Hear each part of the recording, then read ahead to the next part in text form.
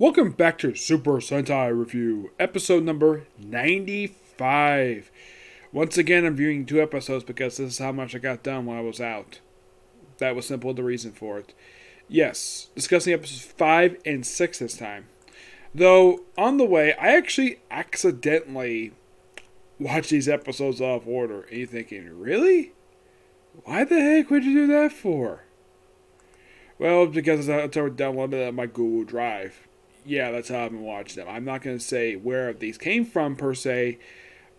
Now, first one's called Where the Level Legend Lurks. I actually watched this one second, after watching the first one. Well, let me talk about this one first, because this one aired first. This was the last one I watched before I got home.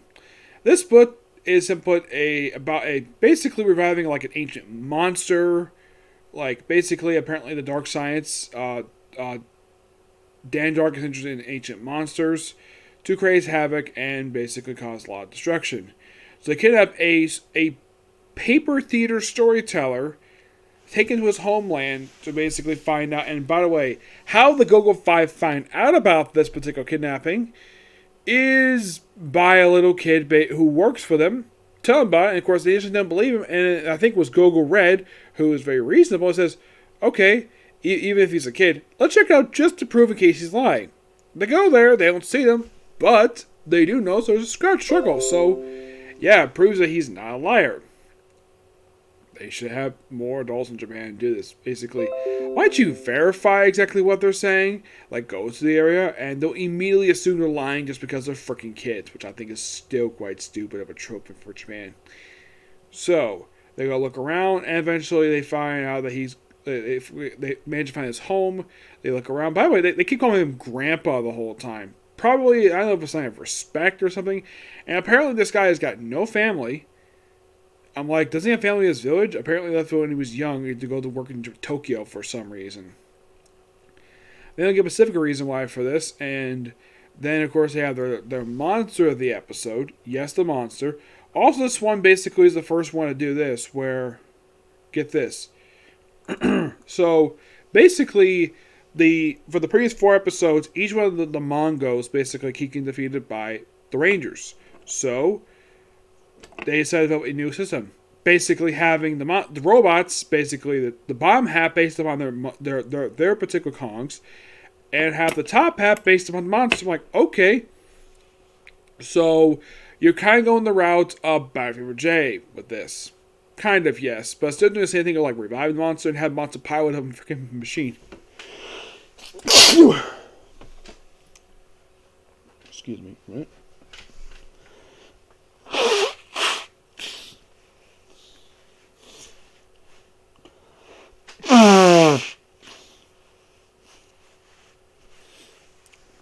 Yeah, so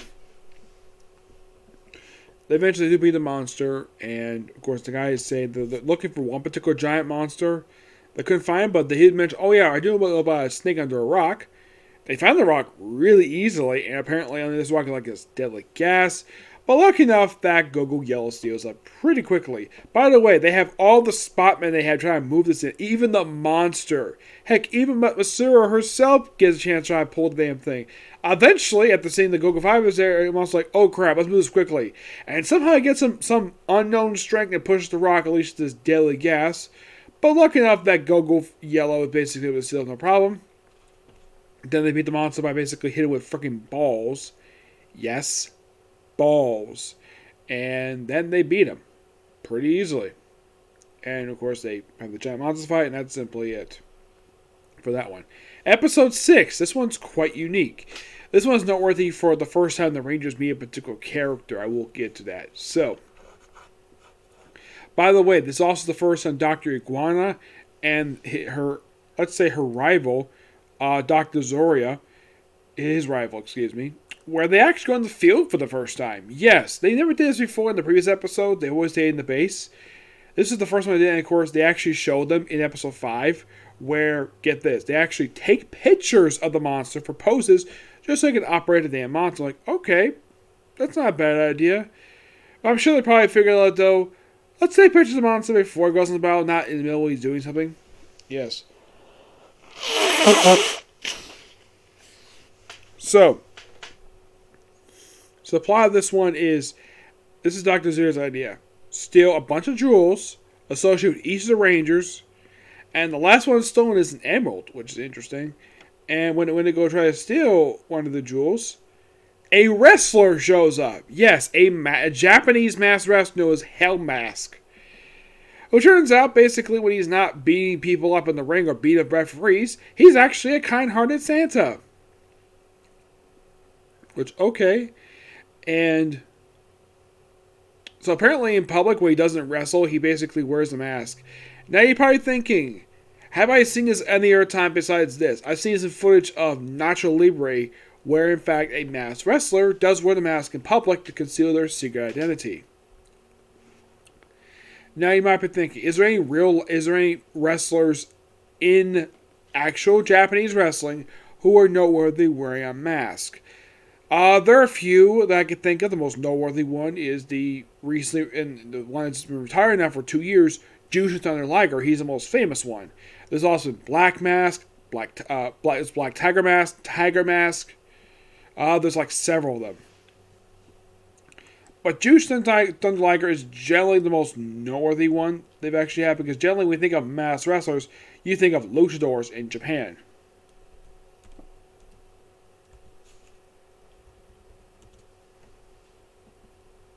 As a matter of fact, the current IWGP Junior Heavyweight Champion is a masked wrestler. His name is El Desperado. And from what I've read, he actually is, in fact, Japanese. Yep. Yeah, he's the current champion right now. And he's in his second reign right now. Yeah. But he's another one, basically, who has been a champion. But he's the current one, per se. Yep.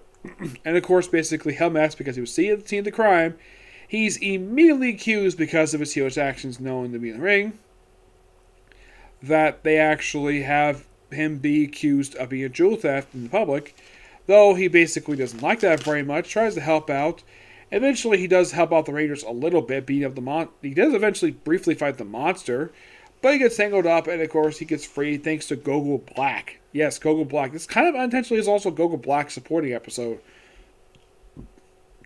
Excuse me. And they, of course, like, after they save him, and of course, he admits that he is, in fact, Hell Mask. Though they don't reveal his real name, they just call him simply Hell Mask. And of course, Goggle Black tells who he is, and Goggle Pink out of suit. And despite the fact that, well, they agree to keep it secret, but I think eventually he is cleared of charges, because basically after defeating the monster of the episode, he eventually is able to do back what he was doing, and that's it. Interesting, though, they have a wrestler, an actual wrestler. Well, the fictional character being a wrestler, that is, being the episode. This episode is also noteworthy for the first time they met General Deathkiller. Yes. Oh, and here's something interesting, though, about Hell Mask. He's played by the same actor who played Demon King Banky from Denziman. Yeah. And first time ever, he's not playing a monster this one. Nope, he isn't.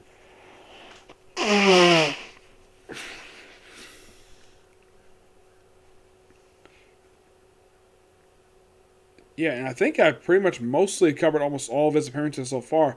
I think like the only other character I haven't covered yet is this one character from Go Ranger, who appeared for like one episode. Mm-hmm.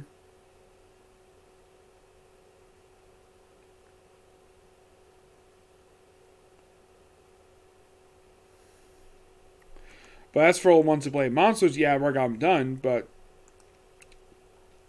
interesting, though, the fact this guy is no longer alive. He actually passed away about, like, a little over 10 years ago. Yeah. Interesting, though, he's here for this one episode, and that's it. Yeah, but he's not a wrestler. He's an actual actor. Mm-hmm.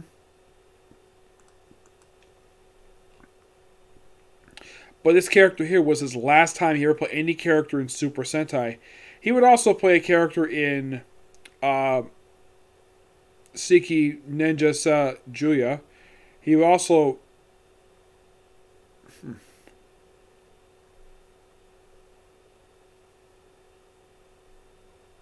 You play a character named Gel Ninja Haru.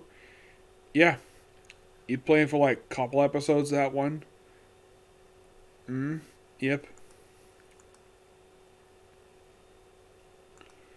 But yeah, that's gonna be pretty much it for this thing. Like, two pretty interesting episodes. I'd say the one with the masked wrestler I thought was quite interesting.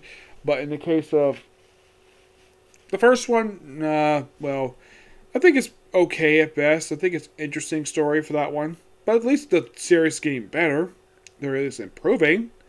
Yes. Now, my next video, we'll discuss the movie, and then the following episode after that, we'll discuss more episodes of the series. The next video I'm going to do is going to be a comic corner, discussing a physical trade and digital trade. Okay, next video. Bye.